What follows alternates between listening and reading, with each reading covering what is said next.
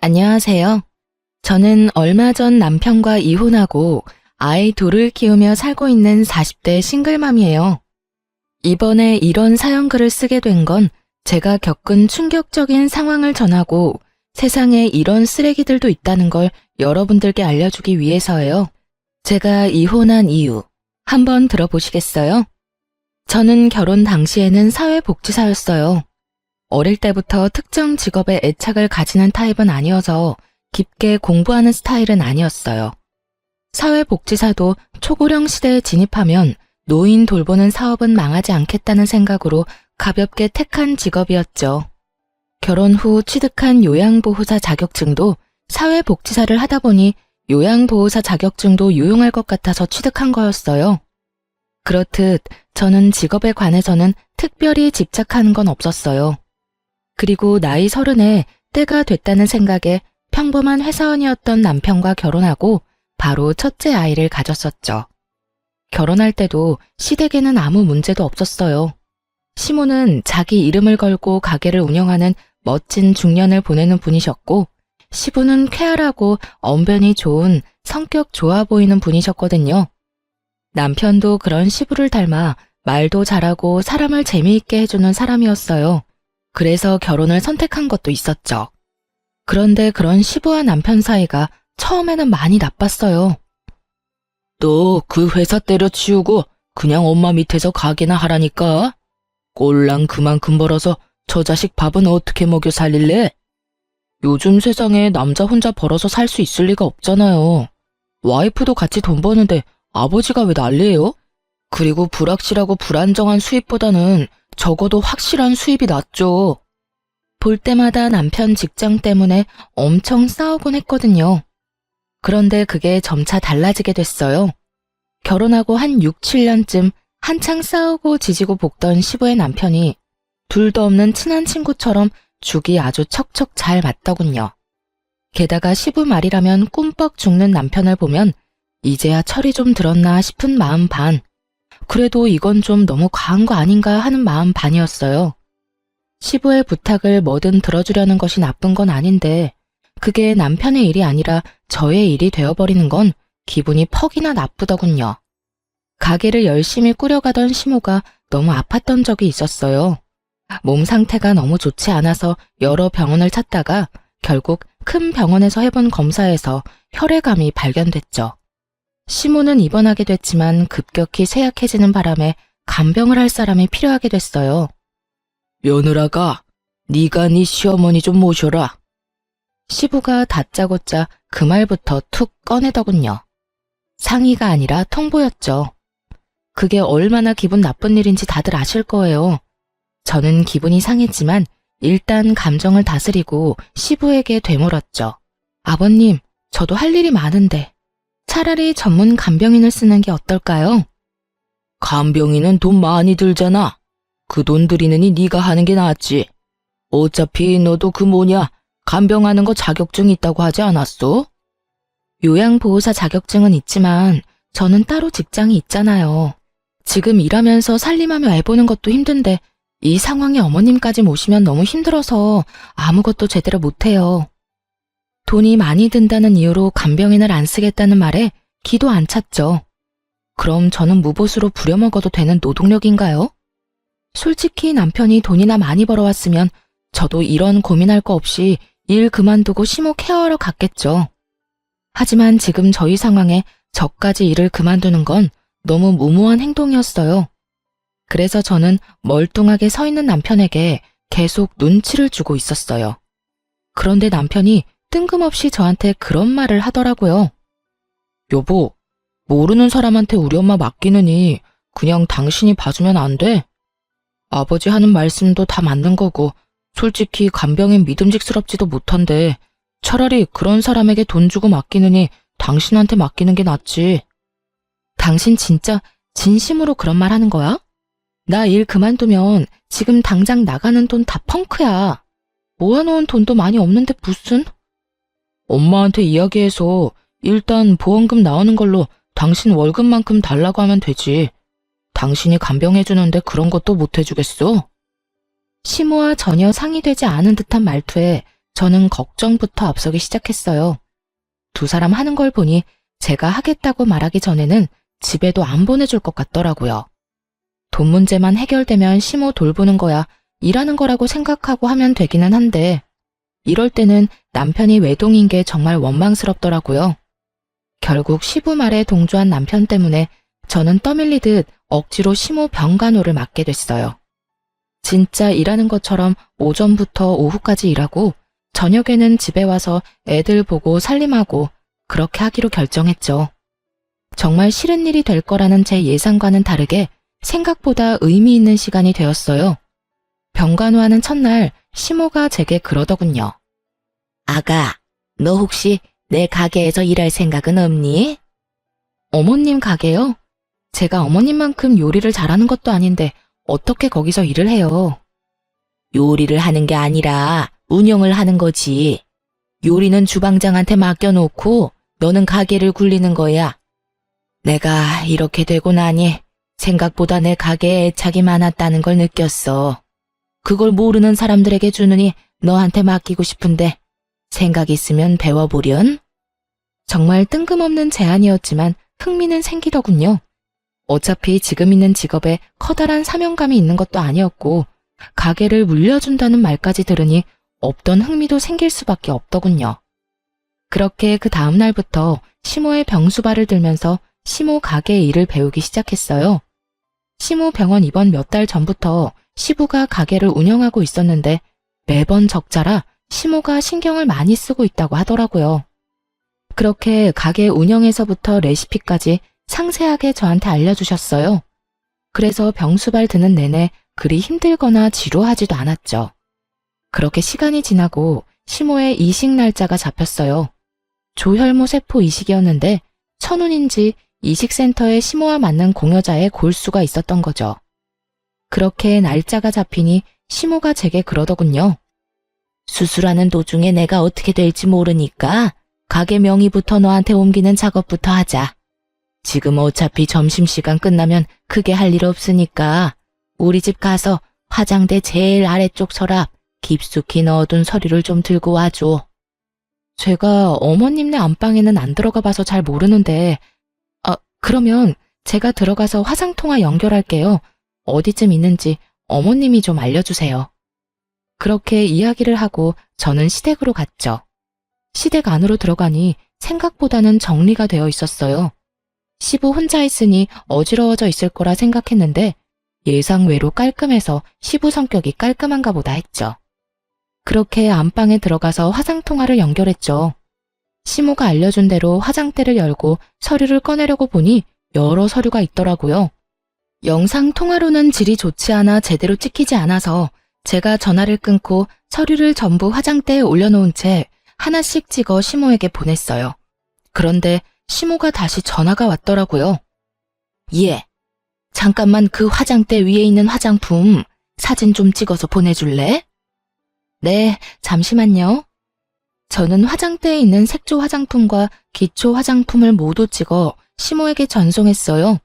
시모가 그걸 본 것인지 저한테 그러더군요. 그거 내가 쓰는 립스틱이 아닌데? 혹시 네 거니? 순간 가슴이 철렁 내려앉았어요.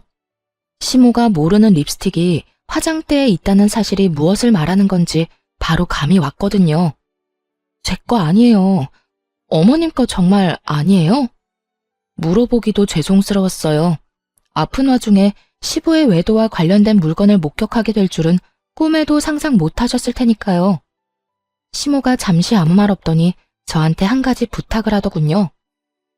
얘야, 내가 이런 부탁까지 해서 정말 미안하구나. 혹시 너희 시아버지 외도 증거 좀 가져올 수 있겠어? 립스틱이라도 가져오면. 어머님, 외도 증거가 필요하시면 제가 안방에 녹음기 설치할게요.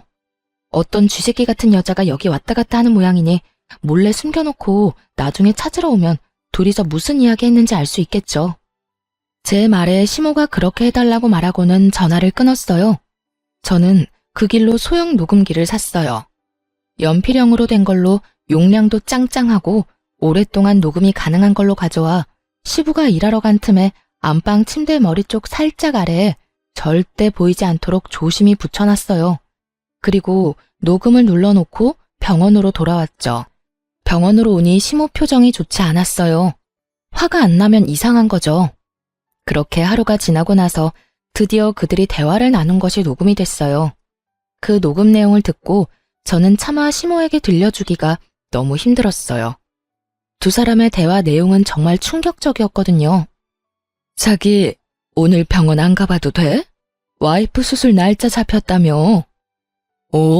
근데 안 가봐도 돼. 수술 날짜 전날 가면 되지. 내가 가게 일 때문에 바쁘다고 하면 지가 뭐라고 할 거야? 그리고 그것 때문에 며느리 거기다 붙여놨잖아. 그러니까 괜찮아. 당신이랑 같이 있는 시간이 더 소중하지. 정말 내가 더 소중한 거 맞아? 그런데 왜 그 여자랑 이혼을 안 해? 얼른 이혼하고 한몫 떼어준다며. 내가 가만히 생각해보니까 이혼하는 것보다는 와이프 죽는 거 기다리는 게 더 낫겠더라고. 그 여자 골골대는 거 보니 심상치 않아. 진짜 곧 죽는데도 믿을 수 있을 만큼 몸이 약해졌다니까. 그 여자 죽으면 그 유산이 다 어디로 가겠어? 바로 나랑 내 아들한테 오는 거지. 그걸로 떵떵거리며 살고 너도 내 여자로 남들한테 소개도 할 수 있고 일석이조잖아. 이걸 시모에게 들려줘도 되나 싶은 생각이 들었죠. 그렇지만 숨긴다 한들 이미 시모가 없는 집에 다른 여자의 립스틱이 놓인 걸 봐버렸으니 혹여나 그걸로 스트레스 받느니 받아들이고 정리할 시간을 주는 게 낫다고 생각했어요. 제가 그 녹음기를 시모에게 들려주자 시모 얼굴이 급속도로 일그러지더군요. 화가 안 나면 이상한 거죠.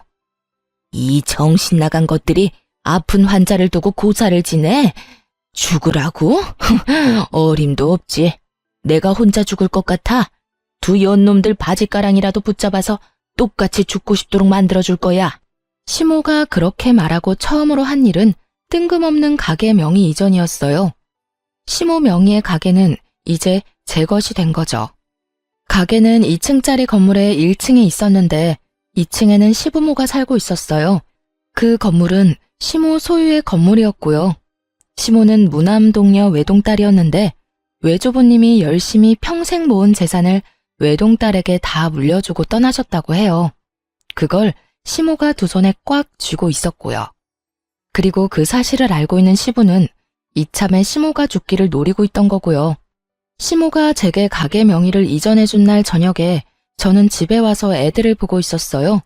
그런데 저녁 늦게 시부가 저희 집을 찾아왔더군요. 야, 네가 녹음기 설치했지? 우리 집에 들어갈 사람이 너 말고 없잖아.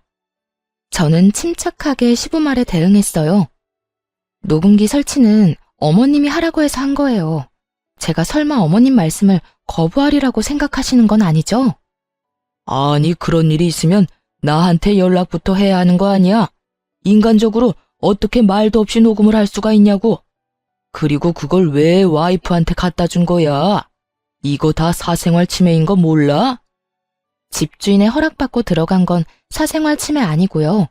어머님이 화장대에 놓인 상간녀 립스틱 보고 외도 정황 발견하신 거고요. 그걸 저한테 증거 찾아오라고 하셨거든요. 전 어머님 부탁 들어준 죄밖에 없는걸요. 그리고 애초에 어머님한테 들킨다는 생각은 전혀 해본 적 없으세요? 아버님이 저한테 와서 이렇게 화내실 건 아니죠. 그거야말로 누워서 자기 얼굴에 침 뱉는 거랑 다른 게 없는데 외도를 하신 것도 잘못을 하신 것도 전부 아버님이고 저는 어머님 말씀 다 들어드린 죄밖에 없으니 저한테 뭐라 하지 마시고 어머님한테 직접 이야기하세요.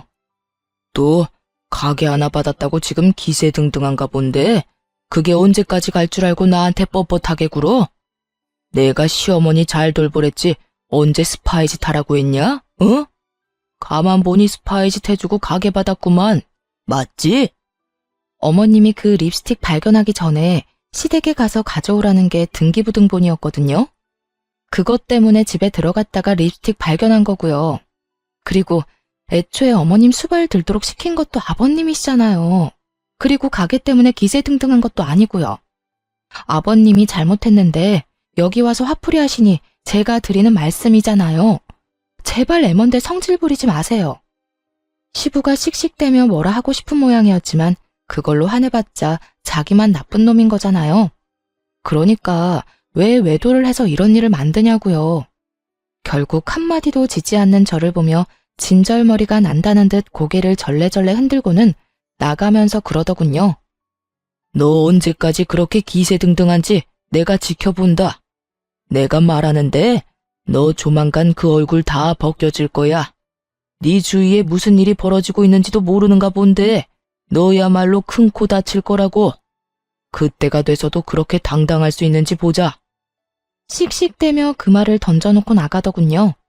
그게 무슨 의미인지도 몰랐지만 일단 시부가 떠났다는 것만으로도 안도했어요. 그런데 그날 저녁 남편이 야근 때문에 뒤늦게 들어와서는 다짜고짜 저한테 화를 내더군요. 당신 왜 엄마랑 아빠 사이에 껴서 이런 일을 벌여? 지금 당신이 나한테 화를 낼 상황이야? 나를 위로해줘야지. 무슨 일인지 나한테 물어보고 내가 얼마나 놀랐는지 자기는 알고 지금 나한테 화내는 거야? 대충 아버지한테 들었어. 그러게 왜 중간에서 그런 일을 했냐고. 난 어머님이 시키는 대로 했을 뿐이야. 어머님이 이미 외도 정황 발견했고 그걸 확인하고 싶어 하는데 그러면 어떡해? 당신 같으면 어머님 앞에서 그냥 덮어놓고 사시죠 하고 말할 수 있겠어? 남이면 그럴 수 있지. 그런데 며느리 자식이 그런 말하면 어머님 심정이 어떻겠냐고. 몸 성한 사람도 분노를 주체하지 못할 일을 아픈 분이 겪고 있잖아. 그럼 내가 시키는 대로라도 해야 할 거 아니야. 그러면 최소한 아버지한테 물어는 봤어야지. 두 분 사이 틀어놓는 게 네 일은 아니잖아. 관계는 이미 아버님이 바람 피울 때부터 틀어진 거 아니야? 당신 근데 묘하게 아버님 편만 드네? 아무리 아버님이랑 친해도 이건 좀 아닌 거 아니야? 당신 어머님이야. 내 어머니가 아닌데도 나는 이렇게 화가 나는데 어떻게 당신은 그렇게 냉정해? 그럼 그 상황에서 내가 어머님을 속였어야 했어? 진짜 그게 맞는 일이냐고. 아니, 내 말은 그냥 끼어들지 말았어야 했다는 거지. 그런 일 있으면 나한테 이야기를 하던가. 그때는 그런 생각이 안 들었는데 지금은 당신한테 말 안 한 게 다행이라는 생각이 드네. 당신한테 말했으면 아버님한테 다 이야기했을 거 아니야. 그러면 아버님 외도 증거 사라지고 어머님만 억울했겠지. 너는 그 녹음기에 무슨 내용이 들어있는지 듣기는 했어? 얼마나 더럽고 천박한 이야기들이 들어있었는데. 들었어, 다 들었어. 근데 그게 뭐? 그렇게 된 것도 아니고 그냥 계획인 거잖아. 터무니없는 현실성 없는 계획. 그거 가지고 사람 몰아가는 건 아니지. 순간 남편의 그 말에 수상함을 느꼈어요.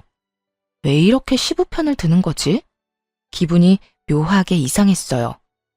그리고 가게 명의 변경한 거 그것도 아버지한테 돌려줘. 당신이 가질 게 아니잖아. 그 가게 명의가 어머님이야. 어머님이 나한테 주신 거고. 병수발 들러간 첫날에 나한테 그 가게 주고 싶으니 가게 일 배우라고 하셨거든? 당신 진짜 점점 이상해. 왜 그렇게 아버님 편만 들어? 왜? 너도 남자라서 바람 피운 남자의 마음이 이해가 가? 제가 그렇게 추궁하자 남편이 눈에 띄게 당황하더니 갑자기 옷방으로 들어가 버리더군요. 그런 거 아니야. 그냥 아버지한테 말 전해 들으니 상황이 딱해 보여서 그렇지. 그런 거 아니라고. 너무너무 수상한 남편 모습에 결국 저는 흥신소에 남편 뒷조사를 의뢰했어요. 그리고 남편이 좀 더 자유롭게 무슨 일이든 저지르기 쉽게 만들어줬어요. 아이들을 친정에 맡기고 저는 시무병원에서 당분간 지내겠다고 말했죠. 시부가 다시 찾아올까봐 무서우니 시모 곁에 있겠다고요. 그랬더니 남편은 별말 없더군요. 사람을 붙여놓고 난 뒤에 아침마다 남편의 행선지에 대해 물었어요. 평일은 거의 대부분 남편 행선지와 조사한 사람의 행선지가 같더군요. 다른 사람을 만나는 것 같지도 않고요. 그런데 주말에 시부와 낚시를 가겠다고 하더군요. 그래서 시부에게도 전화해서 물어봤어요. 이번 주 주말에 병원 오실 거냐고요. 둘이 싸운 게 있어서 상냥한 말투는 아니었지만 시부가 이번 주에는 남편과 낚시를 갈 거라고 하더라고요. 평소에도 둘이 이렇게 자주 낚시를 하러 갔기 때문에 처음에는 별 생각 없었어요. 하지만 그 다음날 조사 직원이 보내온 내용은 그들의 말과는 정반대였어요. 남편이 낚시를 간 것이 아니라 여자와 여행을 갔더라고요. 제가 없는 틈을 타 멀리 물 좋고 바람 좋은 곳으로 내연녀와 여행을 떠났더군요. 마누라는 자기 어머니 병수발 들도록 만들어두고 말이죠. 둘이서 팔짱 끼고 뺨에 뽀뽀하는 사진이 수십 장이나 찍혀 있는 걸 보고 제 속도 부글부글 끓었어요. 알고 보니 시부도 그날 상간녀를 만난 모양이더라고요. 서로가 서로의 외도를 숨겨주고 있었던 거죠. 그렇게 서로의 마누라를 속이고 부자가 똑같이 상간녀와 놀아났다고 생각하니 머리 끝까지 화가 났어요. 저는 참지 못하고 시모에게 달려가 울었어요. 왜 그러니? 왜 이렇게 울어? 무슨 일이 있었어? 시모의 목소리를 들으니 눈물이 왈칵 더 나오더군요. 한참 흐느끼던 저를 토닥이던 시모에게 제가 하소연하듯 말했죠. 어머님, 어쩜 좋아요? 그 사람도 바람 피는 것 같아요. 제 말에 시모의 토닥거림이 멈췄어요. 제가 고개를 들어 시모를 보니 시모 표정이 울상이 되어 있더군요. 이게 대체 다 무슨 일이니? 넌 그걸 어떻게 알았어?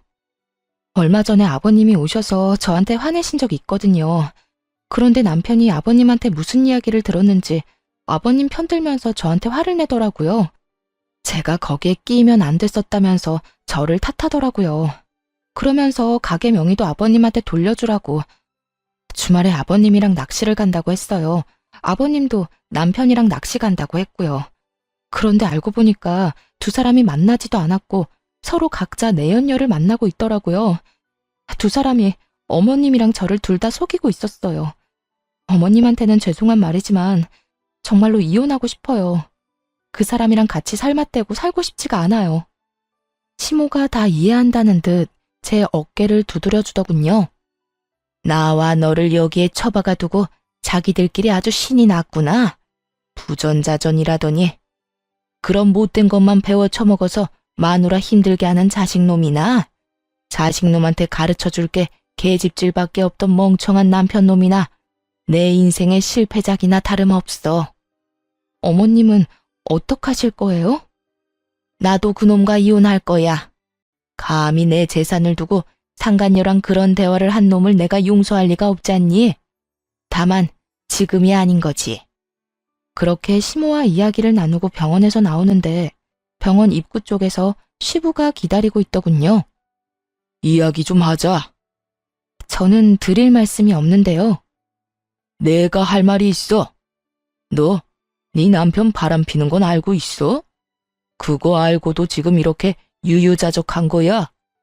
우리 아들, 너 안중에도 없어.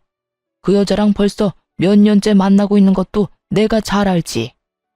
그걸 알고 있으면서 숨겨줬다는 건가요? 저도 이미 다 아는 사실이에요. 아버님이 말 안 해줘도 제가 다 조사했거든요. 서로 주고받은 게 많던데요. 그래, 나도 너 싫어. 그러니까 이혼이나 할 준비해. 그리고 네가 가져간 가게는 우리가 다시 가져올 거야. 알아들어? 우리가 누군지는 모르겠지만 전 주인은 어머님이시고요. 유책 배우자이자 내연녀가 있는 남편에게는 아주 불리한 싸움이 될 거예요. 제가 원하던 거였는데 남편도 원한다니 다행이네요. 말 한마디 안 지지? 너 앞으로도 그럴 수 있나 두고 보자. 그리고 앞으로 여기 오지 마. 네가 와이프한테 쓸데없는 바람 불어넣는 거 안다. 그 사람 성격에 나랑 이혼하는 거 죽어도 못해. 근데 네가 옆에서 살랑살랑 꼬드기면 그 여자 마음이 약해서 넘어갈 수도 있지 않겠어? 그러니까 앞으로 여기 얼씬도 하지 마. 마음대로 생각하시고 마음대로 행동하세요. 저도 마음대로 할 거니까요. 아버님은 보호자이기도 한데 방관자이기도 했잖아요. 그리고 아직까지 저는 이혼을 안 했으니 가족은 맞고요. 어머님이 원하시면 계속 올 수밖에 없어요. 넌 뭐가 그렇게 떳떳해? 너 지금 가게 하나 가졌다고 지금 이렇게 나오는 거야? 나 이래봬도 아직은 네 시아버지야. 그러니까 저도 존중해드리려고 존댓말 쓰고 있잖아요. 왜요? 이제 와서 제가 어머님한테 가게 하나 받으니까 다른 재산도 뺏길까봐 걱정되세요? 그러면 애초에 바람을 피우지를 말았어야죠. 도대체 잘못한 사람이 누군데 왜 저한테 성질인데요? 저도 피해자거든요? 지나가는 사람 붙잡고 물어봐요. 누가 과연 떳떳해야 하는 건지. 제가 떳떳한 이유는 제게 잘못이 없기 때문이고, 아버님이 저를 보며 못마땅한 이유는 제가 바른 말만 하기 때문이겠죠. 그렇게 시부에게 일침을 놓고 돌아섰어요. 시부와 싸워봤자 아무것도 해결되는 것도 없으니까요. 그런데 돌아오는 길에 너무 화가 나는 거예요. 제가 왜 이런 취급을 받고 있나 싶고, 왜 저딴 인간이 나한테 그런 소리 하는 거 참아야 하나 싶고. 그래서 남편을 불러냈어요. 아무것도 모르는지 남편 놈은 태연스레 제가 말한 곳으로 오더군요. 갑자기 왜 밖으로 불러내? 집에서 이야기하면 되잖아. 귀찮다는 듯 말하는 남편 놈을 보며 저는 남편을 째려보며 말했죠. 집에 도착할 때까지 참을 수 없었거든. 내가 방금 아버님한테 들었는데 당신 바람 핀다며? 여자 있다던데? 그래서였어? 그래서 당신 아버지 편들면서 나한테 화냈냐? 갑작스런 제 말에 남편 놈이 당황했는지 얼굴이 하얗게 질리더라고요. 그게 무슨 소리야? 아버지가 그랬다고? 당신이 뭐 잘못 들었겠지. 잘못 듣기는 뭘 잘못 들어? 당신 아버지가 나한테 직접 이야기한 건데. 나더러 빨리 이혼하라더라. 그것도 네 생각이야? 잠깐만 기다려봐. 남편은 급하게 전화를 걸더라고요. 시부에게 전화를 하는 거였어요. 아버지, 저 지금 와이프한테 이야기 들었는데 그 이야기 뭐예요? 왜 그런 이야기를 와이프한테 하셨어요? 내가 뭐 할 말했어? 어차피 이혼할 거잖아. 너 그 여자 좋다며. 그럼 깨끗하게 이혼하면 되지. 지금 그 말이 아니잖아요. 그거 말 안 하기로 해서 저도 아버지 변호해드린 건데 이렇게 제 뒤통수를 치는 거예요? 뒤통수? 네 마누라가 내 뒤통수 친 건 생각 안 해? 근데 어떡하냐? 내가 말하기도 전에 미리 알았다는데. 그럼 내 탓은 아니지. 네가 치밀하지 못했던 거지. 시부 말에 남편이 화나서 쏘아붙이는데 저는 그런 남편 전화를 뺏어서 끊어버렸어요. 이게 무슨 짓이야? 당신 왜 엄한 데다 전화해서 화내고 있어? 지금 당신은 당신 아버지한테 화낼 게 아니라 나한테 변명이라도 해야지. 나 다 아는 거 맞아. 너랑 너희 아버지 그렇게 친한 척 들러붙은 거 일부러 나랑 어머님한테 알리바이 만들려고 그런 거잖아. 내 연녀 편하게 만나려고. 제 말에 남편 얼굴이 새파랗게 질려서 제게 변명을 하더군요. 여보, 이거 다 아버지 때문이야. 아버지가 엄마 재산 자기한테 안 올 것 같으니까 나까지 끌고 가려는 거라고. 나 진짜 그 여자 몇 번 안 만났어. 거짓말하네. 내가 모를 줄 알아? 어머님 돌아가시고 그 재산 당신이랑 당신 아버지가 다 가지려고 했다며. 둘이서 그렇게 가지고 나면 나하고 이혼 먼저 하지 않았겠어? 내 연녀가 있는데. 귀찮게 돌봐야 할 시모도 없으니 시모 돌봐줄 여자도 필요 없을 거고. 안 그래? 그런 거 아니야. 당신이 오해하는 거야. 오해 같은 소리하고 자빠졌네. 바람은 네가 폈는데 왜 당신 아버지를 걸고 넘어지냐고. 넌 네가 바람 핀 거에 대해서는 할 말 없어? 그래, 바람을 그냥 폈을 리가 없지. 이혼 생각하고서 피는 게 바람이겠지. 좋아, 당신 원하는 대로 이혼하자. 나도 더 이상 더러워서 못 해먹겠어. 정말 말 그대로 네가 더러우니까. 야, 무슨 말을 그렇게 해. 그리고 난 너랑 이혼할 생각 없어. 우리가 왜 헤어져? 당신이 우리 엄마 가게 가져갔잖아. 엄마 재산 받아놓고 지금 먹튀하려는 거야? 그거 알아? 네가 조강지쳐 두고 바람 피운 천하의 나쁜 놈이라는 걸 당신 어머니도 아셔. 내가 다 말했거든. 어머님이 바로 얼마 전에 나랑 비슷한 일을 당해서 그런지 모르겠지만 내가 하려는 일 다 이해해 주신다네? 그러면 내가 꺼리낄 게 뭐가 있어. 그리고 어머님이랑 나 가족관계 종료하고 고용관계 하기로 했어. 어머님이 고용하는 요양보호사로. 어머님이 월급 줄 테니 이혼하면 해달라고 하시더라. 그게 무슨 소리야? 나랑 이혼하면 너는 우리 집 일에 끼면 안 되지. 그럼 네가 어머님 설득해봐. 근데 어쩌냐? 어머님 화 많이 나셨던데. 부전자전이라는 말 쓰시면서 화가 나서 악에 받쳐서 이야기하시던데 너 그거 감당은 할 수 있겠어? 그제서야 남편 얼굴에 당황한 표정이 떠올랐어요. 생각보다 저와 시모 관계가 견고해서 놀란 것 같더라고요. 그렇지만 그게 다 자기가 뿌린 씨앗인 걸 왜 모르는 걸까요? 내가 아들인데, 내가 아들이니까 내 말을 더 들어주시겠지. 마음대로 생각해. 근데 난 말이야.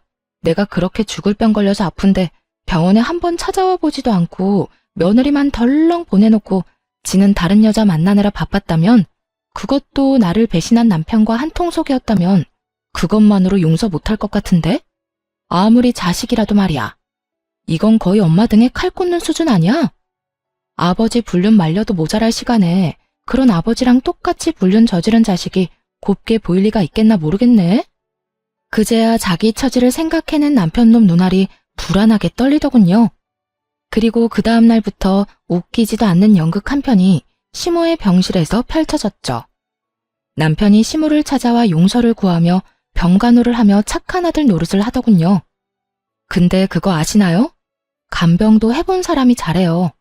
모르면 매번 환자에게 물어봐야 하고 의료진에게 계속 물어봐야 하거든요. 그런데 아무것도 모르는 놈이 간병하겠다고 설치니 환자인 시모가 더 속 시끄러울 수밖에 없었죠. 게다가 아들을 향한 그 냉정한 표정은 저도 상상 못할 만큼 차가웠거든요. 여태 안 찾아오다가 무슨 바람이 불어서 여기까지 와서 안 하던 짓을 해? 난 너한테 간병받기 싫다. 어머니, 지금까지 찾아와 보지 못해 죄송해요. 그래도 제가 안 오고 싶어서 안 온 게 아니라 일이 좀 바빴거든요. 그래서 계속 못 온 거예요. 그래?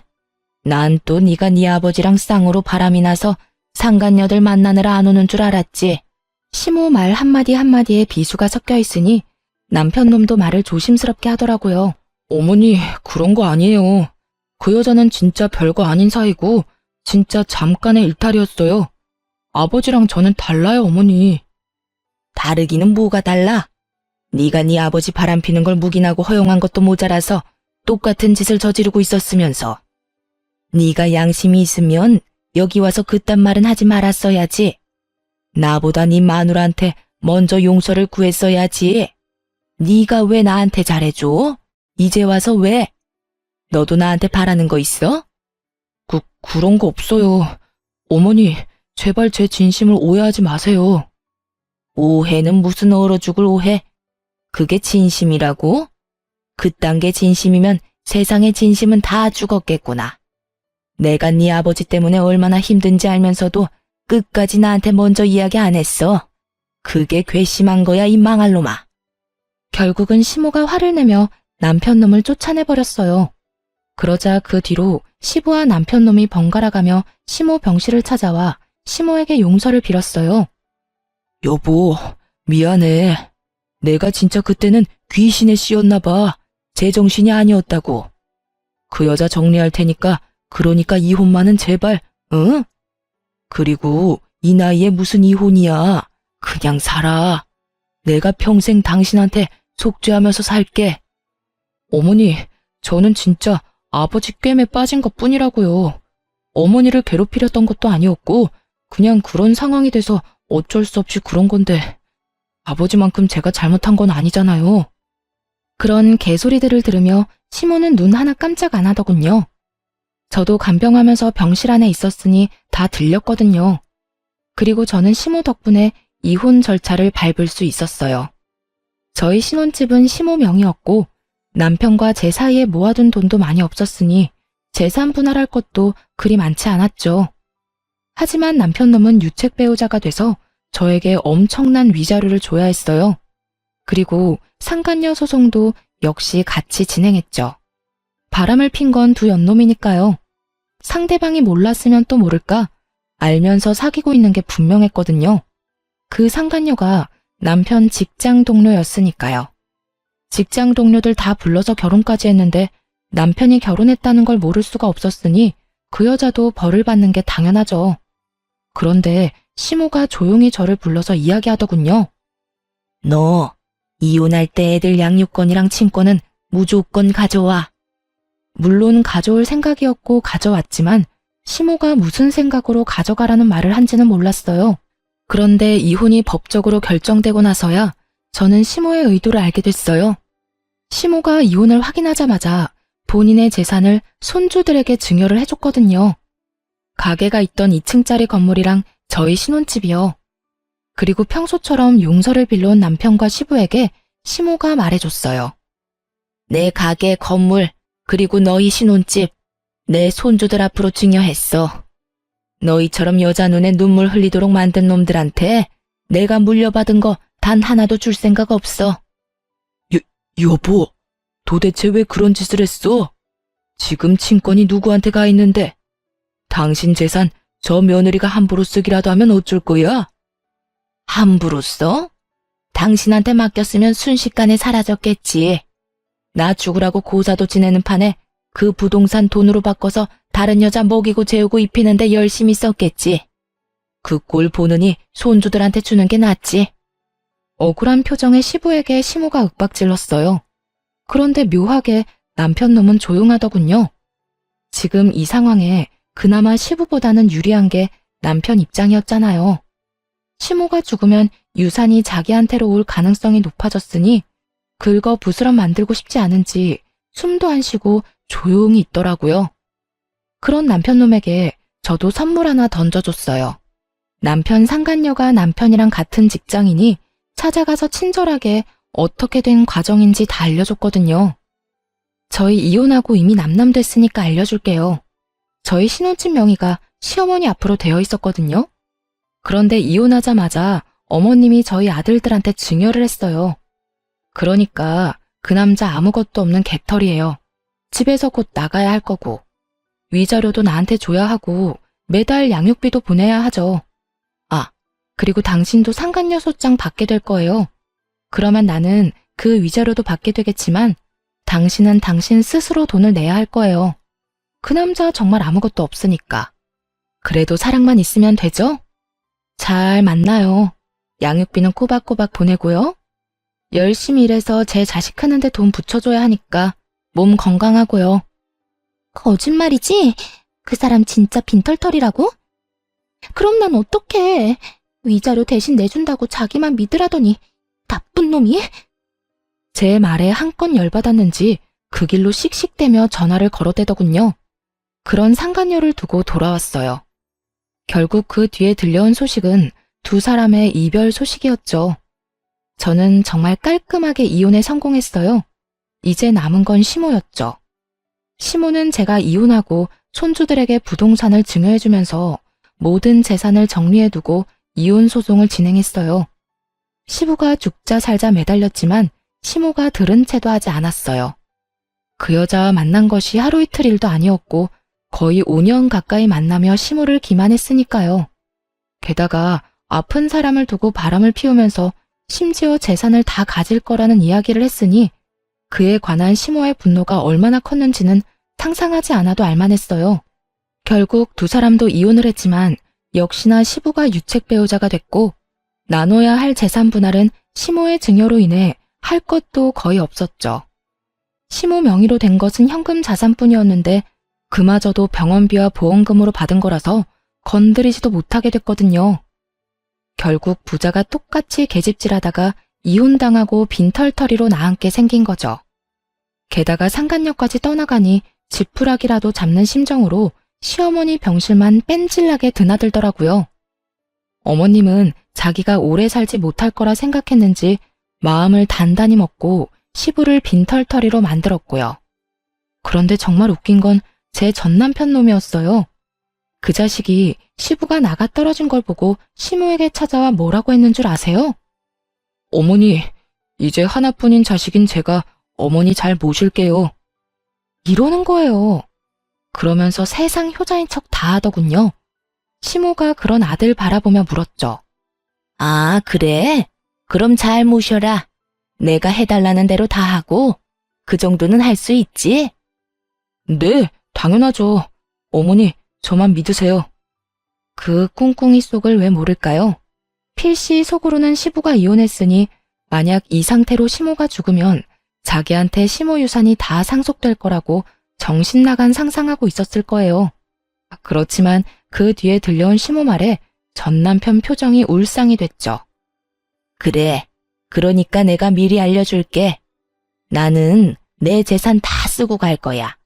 그리고 다 못 쓴 거 있지? 그건 사회에 기증할 거라고 유언장까지 적어놨어. 내 재산에 관심 있는 사람들이 많고 뒤통수까지 쳐가면서 가져가려는 사람들이 있으니 그런 인간들 배불리지 않으려면 내가 다 걷어가는 게 맞지 않겠니? 어머니, 그런 게 어디 있어요. 제가 자식인데 당연히 저한테 물려주셔야죠. 왜 당연히야? 너 내 재산 불리는데 도움 준 적이 있어? 네 아버지랑 마찬가지로 나 뒤통수 치기나 바빴지. 인간아, 좀 착실하게 살지 그랬어. 왜 죽어가는 엄마를 두 번 찔러 왜? 내가 널 용서해서 여기 놔두는 것 같아? 천만에. 네 아버지랑은 다르게 법적으로 헤어질 방법이 없으니 그냥 두는 거다. 엄마 재산으로 한몫 챙길 생각뿐이었던 인간 주제에 여기가 어디라고 기어들어와서 가짜 효자질이야? 네 놈이 네 아버지랑 똑같이 계집질하는 동안 여기 네 전처가 나 다 케어해줬어. 곧 죽을지도 모를 엄마 맡겨놨으면 네가 더 잘했어야 할 거 아니야. 왜? 돈만 많고 쓸모없는 엄마 여기 가둬놓고 마누라까지 같이 처박아 놓으니까 잘만 났어? 그렇게 자유롭게 여자 만나니까 좋았어? 넌 네 와이프한테도 잘못했지만 나한테도 잘못한 거야. 내가 미안해서 며느리 앞에 얼굴을 못 든다고. 결국 시모에게 호통을 듣고 혼이 나가버린 전 남편은 병간호를 마치고 돌아가는 절 붙잡고 감히 애들 이야기를 꺼내더군요. 애들 잠깐 보게 해줘. 잠깐이면 돼. 이제 이혼하면 자주 못 만날 텐데 지금이라도, 어? 애들한테 무슨 헛소리 하려고. 나한테 해. 애들 앞에서 할 말 나한테 못할 게 뭐가 있는데? 그런 거 아니니까 잠시만 보게 해줘. 나도 아빠인데 애들 볼 수 있잖아. 갑자기 애들 보고 싶다고 하는 남편을 보며 뭔가 묘하게 이상한 기분이 들었는데 뭐 어쩔 수 없었죠.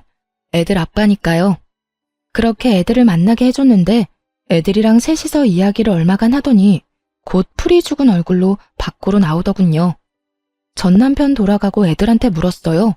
그랬더니 첫째가 말해줬어요. 아빠가 우리한테 예전처럼 엄마 아빠 다 같이 살고 싶지 않냐고 묻던데 우리가 엄마한테 말하면 같이 살 수 있다고. 속으로 열불이 났어요. 이게 하다 안 되니 시모에게 재산 증여받은 아들들에게 나를 회유하라고 요구한 거였어요. 하긴 자기 딴에는 답답했겠죠. 이제 곧 신혼집에서도 떠나야 하니까. 전 남편 완전 개털이었거든요. 그래? 그래서 넌 뭐라고 했는데? 아빠는 엄마 안 좋아하는데 어떻게 같이 사냐고 물었어. 그랬더니 아빠가 엄마 좋아한다고 하길래 그러면 왜 엄마 놔두고 다른 아줌마랑 여행 갔냐고 물었지. 아들 이야기 듣는데 가슴이 미어지더라고요. 어른들의 이기심과 부정함을 이렇게 빨리 알게 된 것에 너무 미안한 마음뿐이었어요. 그랬더니 아빠가 다 실수라고 하면서 우리들 사랑한다고 이야기하더라고. 근데 아빠 우리 사랑한 적 없잖아. 같이 놀아준 적도 없고. 그런데 사랑한다는 말을 어떻게 믿냐고. 그건 그냥 그 아줌마한테 하고 싶은 말 아니냐고 했어. 그런데 아빠가 계속 아니라고 하길래 그냥 바람피는 사람 내 아빠 하면 부끄러울 것 같고 싫을 것 같다고 이야기했어. 전 남편 놈이 상처 입은 꼴로 돌아간 이유가 있긴 하더군요. 애가 이렇게까지 말하는데 아이와의 관계를 회복하는 건 어려운 일일 테니까요. 그 이야기 들으니 속이 시원하기도 하면서 한편으로는 애한테 미안한 마음이 들었어요. 그래도 이미 이혼했고 애한테 내가 더 많은 사랑을 주면 된다는 마음으로 여전히 일하며 애들 키우고 있어요.